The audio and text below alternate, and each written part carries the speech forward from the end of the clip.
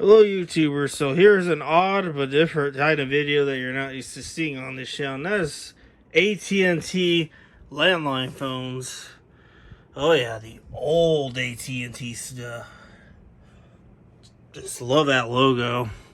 And we have this modern one as an example, and kind of a weird history at the end of the video, but we'll start with this one here. Now I've had this one for about, I want to say 6 years, and it is a AT&T 1815 phone.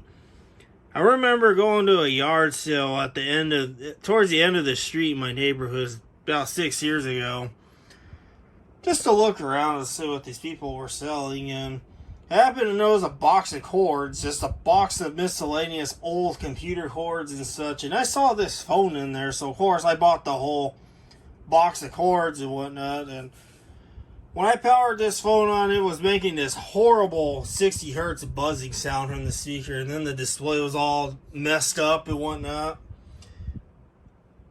And it turned out it had a dried capacitor in there, because the way how these old AT&T phones operated was they used the AC adapter, not an AC to DC adapter that you're used to seeing on everything nowadays, although that would still work with these. But the issue with these phones are those of you people that are familiar with electronics, so that full bridge rectifiers get pretty toasty and warm. Well, that lives on the top of these phones here, and there's a capacitor in that area.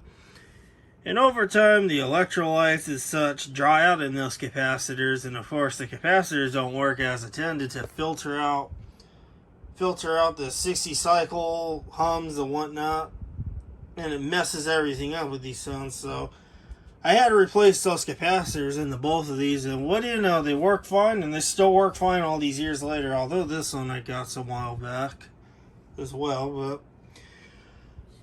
now this one here, another YouTuber who goes by the name Jordan Yu had a similar phone to this, except it was made by Lucid, and that phone had a little bit more features than this one has. His has, I believe, like 3 or 4 different mailbox messages, whatever you want to call them, because that's really what it is, message box. But for whatever reason on mine, just like his Lucent phone, this button needs to be cleaned, and nothing will work with that. So, but I have all of these connected to my Cisco 2800 series router back in the closet here, using an FXS port, FXS card that I put in there, and I assigned each port to an extension. So I believe this one is 600, this one is 700, and this one I think is 500, somewhere around there. But I'm gonna make a call from this AT&T phone to this one. Just listen to the ringing sound.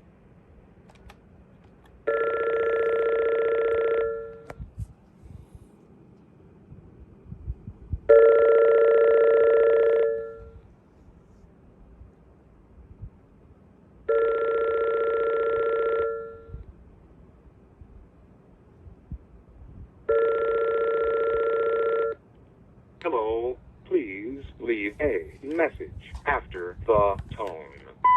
As you could hear, the ringing tone on this phone, it's soothing to me. I don't know why. I just love the way how this phone has that particular ringing sound. It's definitely unique. It's definitely a very unique one. And of course, I left a voicemail on this phone, and now it went up to 9, but obviously I cannot play them. So I gotta take this phone back apart at some point and maybe give these rubber membrane buttons a good cleaning with some rubbing alcohol to clean all the crud and such off, and they will work fine again. I've done it before on another phone that I had. Just love the way this phone has that ring sound. It's unique, and I'm not used to hearing that on many other phones. Now its other predecessor here The ringing is not so fantastic. It's kind of, I'll say this one's kind of on the cheaper side, low end side. This one is an 1830. This one I bought at an estate sale, I want to say 4.5 years ago. And it came from the same house as this French phone I have here, which I'll revisit that in another video. But this one is just cheap, very cheap quality. I don't know if you could hear the dial tone, but it's so distorted on this little speaker here. Versus this one, it's clean.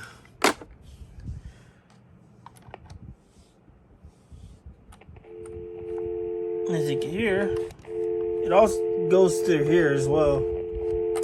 Not the greatest phone, but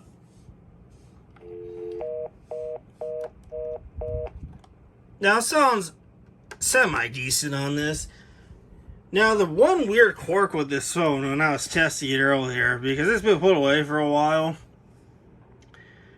whenever I put this phone in speaker mode and I'm talking on the other end, the sound is just, I don't know, it always compresses the sound, and I don't know, it sounds really bad.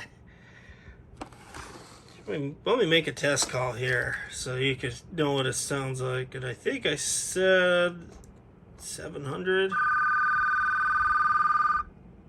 Cheap ringer is just very disappointing.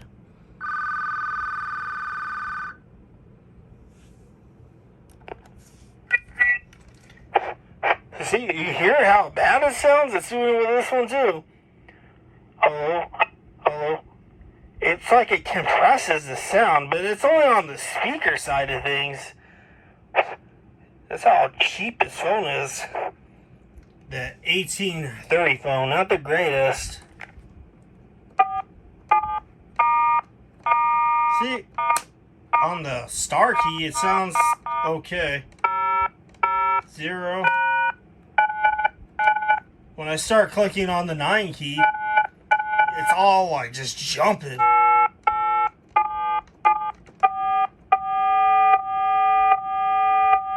That's on the 4. So I don't know if the amplifier is all jacked up on this phone, but it's not the greatest quality. And this phone already is starting to show its age because this door, the clip's all busted on one of this. And I think the last time I went in there was some plastic pieces that fell out in this phone. Because I also had to change out the capacitor on this because it also suffered the same issue as this. It just dried out from the rectifier. And the other annoying quirk with this phone is the power supply is permanently attached. I don't know why they did that at the time, but it's so cheap. Come on, AT&T, you did it on this phone. Why couldn't you do it on this one? Just, I don't understand them sometimes when it comes to that. But it's still got the old AT&T logo, so that's the only reason I still decided to keep it and not throw it in the garbage, because I just love old stuff. So there is... Oops. Left it on the hook too long. And here... we have this other old AT&T 706 landline phone. Now, this one does not require a power supply, not an external power supply. It gets its power from the Cisco router over here, solely through the landline. Now, this phone is way better quality than this, but as you can hear, let me make a call first before anything. We're going to use the 1813 phone, and I think that one was 500. There we go, it's 400. Of course. I also like the ringer on this phone as well. It's also super soothing to me. As you can see, I can just pick it up with the speaker. And see, this one actually does not clip really bad. Well, I should say it does clip, but it does not over compress the audio like this 1830 phone over here does. How come they got it right with the 706, but still not with the 1830? I know I'm being a little bit of a bully to this phone, but it's the truth. It's not the greatest. This one's far better. Now, this one I got it outside at a estate sale, but this one was more recently, within the last 4 months.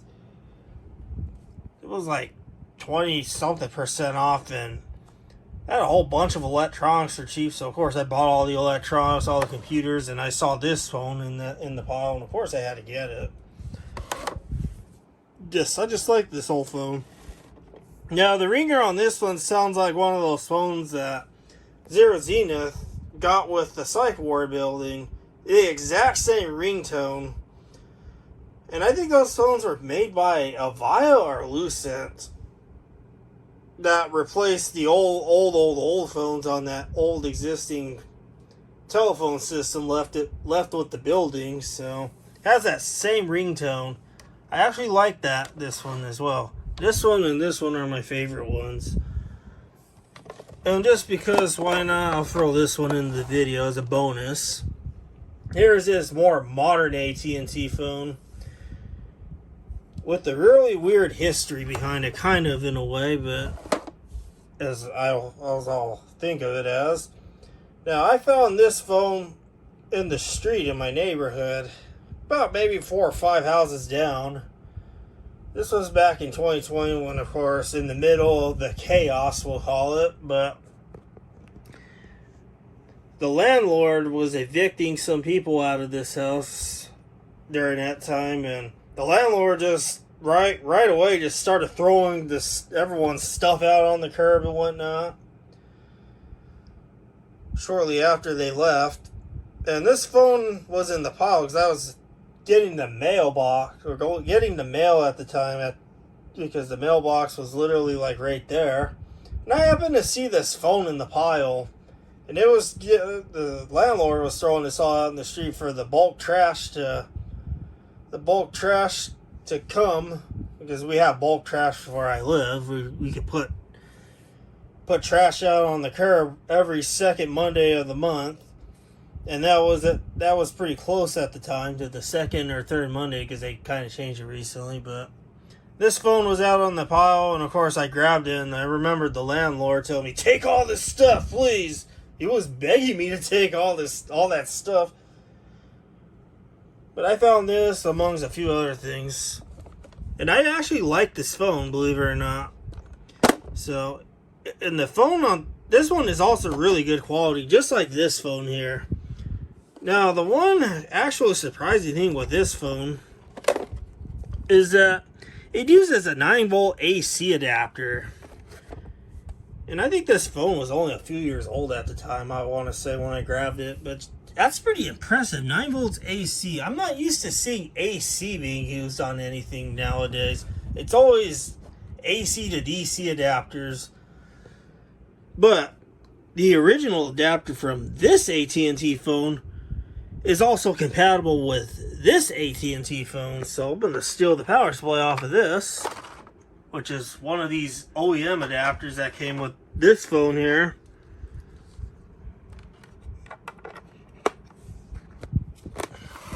As you can see, it works.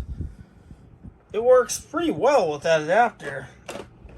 So I like that, how AT&T just kept everything the same. I don't know if they're still like that nowadays, but that's pretty impressive. I'm going to steal the line off of this phone because I don't want to use cheapo AT&T 18.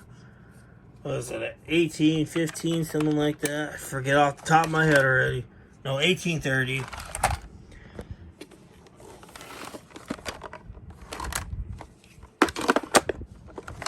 So yeah, this is a good phone. And I think you guys have seen this, those of you that watch my intercom video content. I think I have used this phone in a few videos in the past. And it works pretty well with the UTI one. See, this one sounds good. So we're going to call 400. So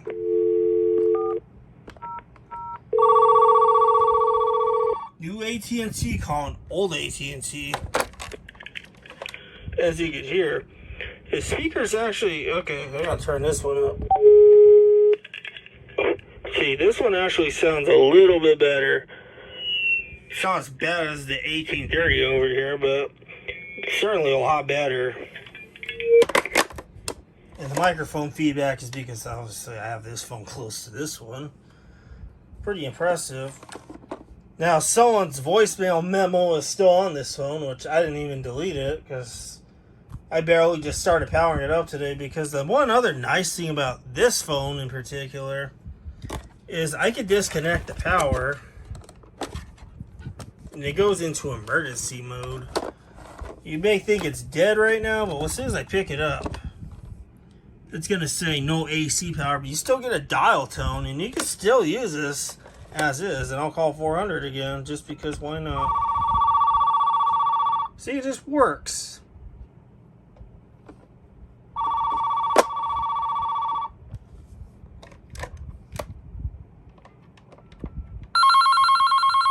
This is the emergency ringer on here.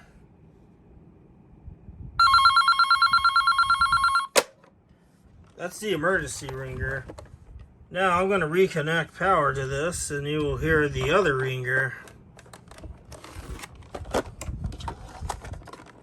Before, let me turn off the voicemail because calls will not be answered. Do not want to leave that voicemail on there. I don't know if that person appreciate it, but I don't know. Don't want to mess with that. Okay, I was. There goes the other ringer on this. Has a little orange light here.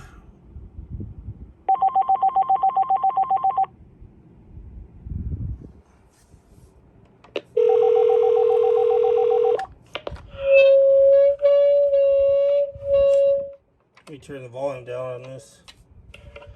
As you can hear, it sounds pretty good. And this one actually is not bad quality at all. This one's actually pretty decent as well.